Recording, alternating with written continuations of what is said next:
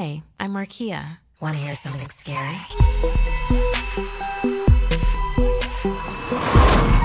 Deadly delivery.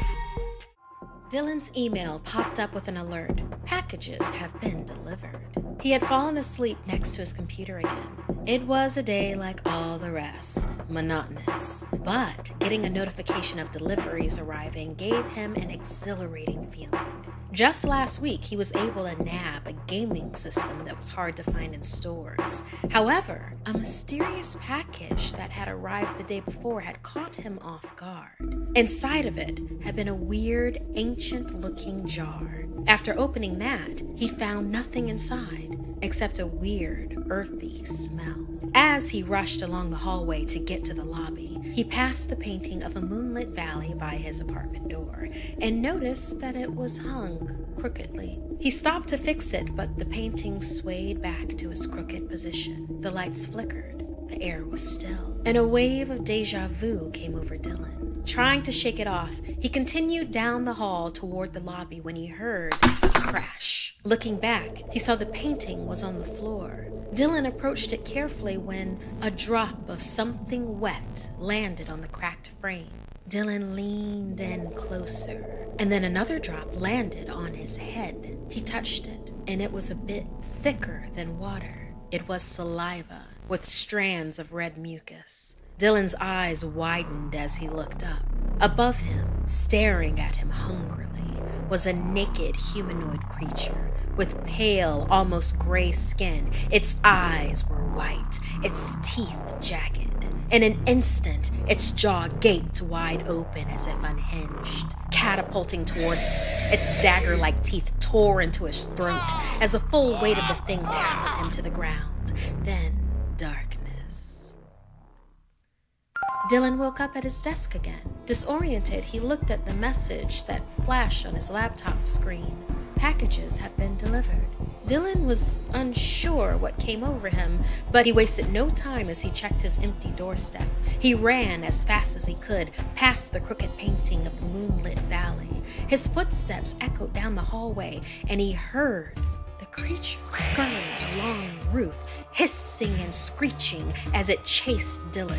It grabbed him, and its snarling jaws were the last thing Dylan saw before darkness. Dylan couldn't believe his eyes as he read the same notification from before. Was he having a dream within a dream? He wondered if he was truly awake.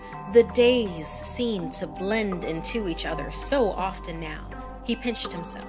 He was awake and alive. That thing couldn't be real. Nevertheless, he felt ridiculously on edge and grabbed a letter opener. He tried to assure himself that he was hallucinating from a weird sleep cycle. Opening the door, he plotted the apartment building layout in his head. Get to the lobby, find the package. As he passed the crooked painting again, he quietly set it down on the floor. As he looked from side to side, he wondered if he was losing his mind. Dylan ducked into the hallway quietly and tiptoed down the hall. Just in case, he said to himself. Doubting his sanity, he swore he heard the scurrying again. It got louder, closer, and then it stopped. Dylan held his breath as he reached for the door to the lobby. The door made a horrid loud creak as it opened. The creaking of the door was abruptly followed by the sound of scurrying, fastly approaching. Dylan quickly grabbed his letter opener and swung around to find the creature there before him. Its clawed arm was raised, and Dylan stabbed the letter opener firmly into the creature's temple before it was able to slash him. The inhuman screech that came out of it pierced his clouded thinking and made his head throb. The creature thrashed, then lay still. Dylan took this chance. He crawled through the door into the lobby and closed the heavy door behind him. He looked down at his package and choked on cries.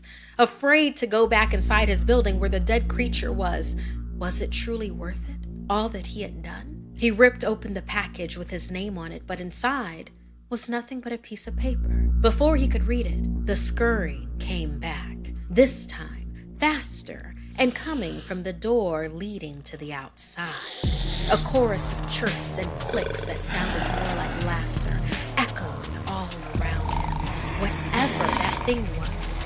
Its screech had called more of them, and they were furious. Panic took over, and Dylan ran back to the door that would lead back to his apartment, yanking the heavy lobby door open, still clutching the slip of paper from the package.